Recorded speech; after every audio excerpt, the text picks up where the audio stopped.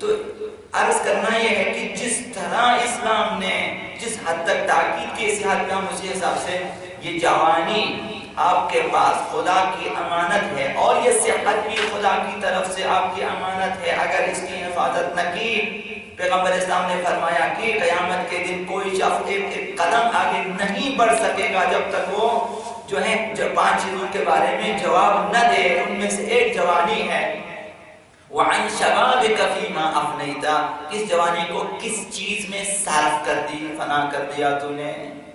جوانی کو حساب دینا ہوگا، جوانی کو اگر خراب کر دیا ہم نے۔ ہماری جوانی ہماری نہیں ہے، خدا کی امانت ہے، ہم اسے خراب نہیں کر سکتے۔ ہمیشہ عرض کرتا ہوں کہ دعائے کمیل پڑھتے ہیں شبہائے جمعہ، یا ابھی پڑھیں گے یا بعد میں پڑھیں گے، شبہائے جمعہ ہے اور ضرور پڑھیں، توفیق الہی ہے۔ وہاں آپ دعا کرتے ہیں قوی علی خدمتک جوارحی، پروردگار میرے اعضاء و جوارح کو تیری خدمت کے لیے مضبوط کر دیں۔ تو اگر ہم تمام جو ہیں مضر صحت اشیاء کا استعمال کرو دعا کریں، تو یہ جو ہے ایسی چیز ہے کہ ہم کہتے کچھ ہیں کرتے کچھ۔ یہ دعا ہماری روح اور ہماری نیتوں سے ہم آہنگ نہیں ہے، تو یہ دعائیں جو ہیں شرف قبولیت حاصل نہیں کرے گی۔ لما تقولون ما لا تفعلون، یہی ہے کہ وہ بات کرتے کیوں ہو جس پہ خود عمل نہیں کرتے ہو۔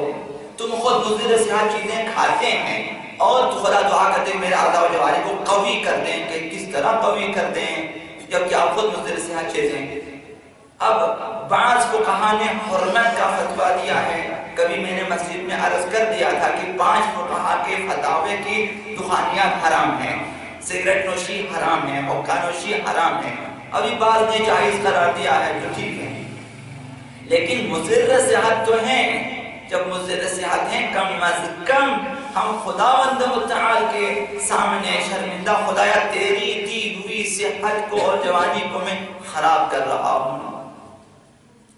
غسل ان میں سے ایک ہے کہ ہماری صحت کے حوالے سے ہے، سلامتی کے حوالے سے کم از کم جو فلسفہ ہے غسل کا وہ یہ ہے، اور گناہوں کی بخشش اس کی معنوی فلسفے۔